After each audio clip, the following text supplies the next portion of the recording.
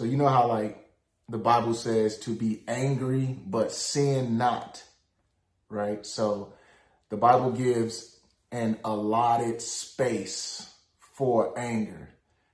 It gives room for human beings to go to that place in themselves where you're so stirred up that the emotion is so distinctly different from all the rest. You know, it's like the Bible gives us permission to sort of exist in that space, but within boundaries, right? So it says to be angry, but sin not. And I just think about there's so much anger in the world. There's so much anger. Obviously, the world is made up of people.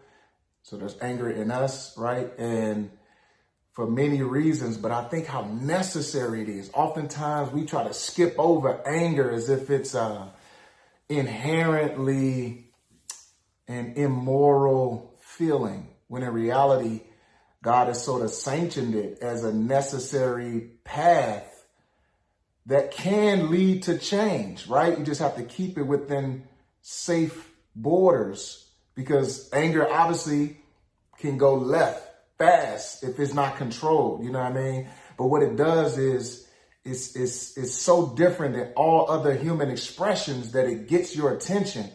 And it seems like the point of it is so that change can happen, right? Because the regular course of things oftentimes doesn't alert us to the real issues. But when somebody's angry about something, not only does it help them to have the necessary responses and then action towards change, it also alerts everybody else around you that something has to change. Something needs to be different than the way it is. And a lot of that is healthy. And I think to try to move past anger too quickly is unhealthy. That's an expression of escapism or something. But I pray that God would help us to understand the anger in the world, in ourselves. I pray that God will help us use that anger to move in the right direction versus a wrong direction. And, especially for people that are like nice people. Oftentimes, nice people will bear the load and the disrespect and the neglect and really being ignored in the name of being nice and keeping things flowing smoothly. Oftentimes, different people groups for different reasons will take on the nice role and just accept the status quo. But what anger does, it alerts you to the fact that that's not good, that's not healthy. And although it may feel like a holy and righteous thing, it's not. So even at times, niceness can be the enemy to change. And anger sometimes is a necessary pathway towards providing a better future, a better outcome, more self-respect. And I pray that God gives us a healthy perspective of anger on a personal level, on a cultural level, in terms of what's going on in our country or in the world in general. And that we would be angry and sin not, but nevertheless be angry when it's necessary, because it can serve us if we would allow it to, So it's weird to say, but I hope that some people are experiencing righteous anger for many reasons.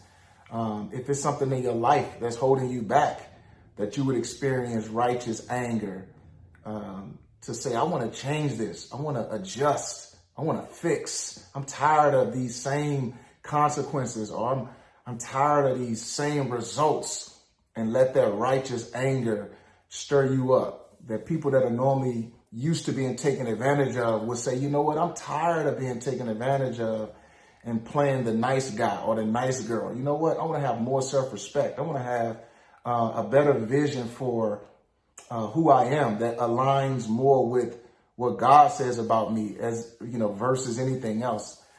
So it sounds like weird to encourage anger, but I'm really trying to encourage righteous anger versus dangerous, unhealthy, sinful anger, So for what that's worth, I pray it lands on somebody well, and that God will cause us to examine the anger, examine the behavior that's leading to it, and see how to take it seriously and make the necessary adjustments to remove the anger. Because you don't want to exist in that heated, intense, emotional space for a long time, because it can go left and turn to something scary.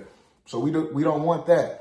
But I do hope that on all levels, personal, cultural, worldwide, we can look at the anger, and that the right people that are not feeling necessary anger, who may have power over a situation, that they would see the anger, be alerted by it, and that God will give them the humility to respond to it in a proper way, so as to settle the hearts of people, so we can all exist and coexist in more harmony.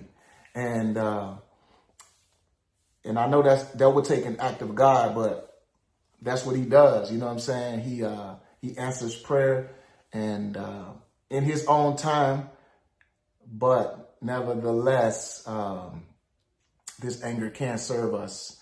So yeah, just some scattered remarks, just thinking through things and allowing myself to be more fully human and experience a broader range of emotions. And sometimes that includes anger, but I want to keep it in a safe parameter. So, all right, I'm talking in circles now, but yeah, grace and peace.